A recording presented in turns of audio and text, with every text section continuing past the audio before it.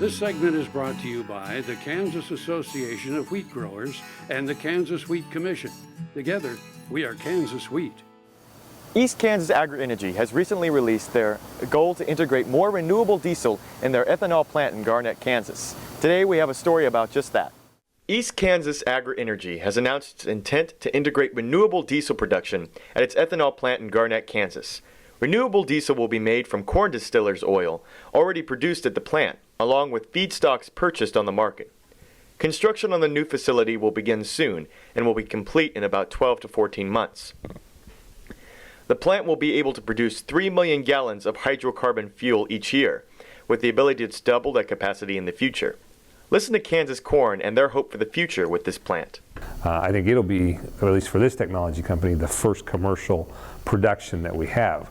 The value we see is if you look at the diesel fuel market, which is large in the U.S., not as large as the gasoline market, but it's still significant, and it's significant around the world, then the market opportunity is substantial as you start to just substitute renewable diesel for regular diesel. East Kansas Agri-Energy and Kansas Corn hopes to tie in the renewable diesel made at the plant with the RFS, the Renewable Fuel Standard. Well, we're really in the infancy of making the renewable diesel at a commercial scale. And it would tie into what's called the Renewable Fuel Standard, which is the federal program for getting biofuels such as ethanol, such as biodiesel, such as renewable diesel into our fuel system. And the existence of that Renewable Fuel Standard is what helps promote and encourage investors like the Garrett plant to spend the money to put in this technology.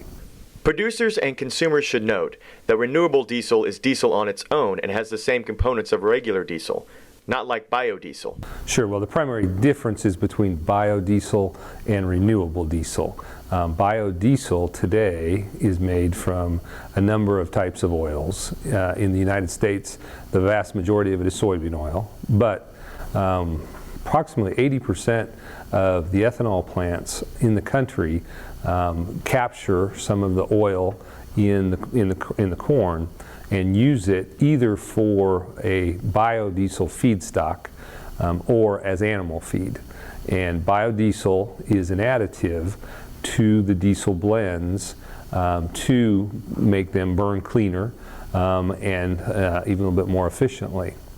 So technology companies have been working on renewable diesel, not just the biodiesel, which is out there today, but renewable diesel. And the biggest difference would be if you have a gallon of renewable diesel made from whichever oil, it is exactly the same chemically as regular diesel fuel that you might go and buy today at the pump. Only its source of feedstock are these natural agricultural oils, not crude oil that has come from the ground. So it's called, renewable diesel is called a drop-in fuel because you don't have to blend it in any manner. It is the same as diesel. It appears that the long-term rate of return from going into this renewable diesel is better than simply the products that they do today. Thank you for watching this segment of Farm Factor on Ag AM in Kansas. After the break, we explore the new variety from Kansas State University, Canmark. Stay tuned.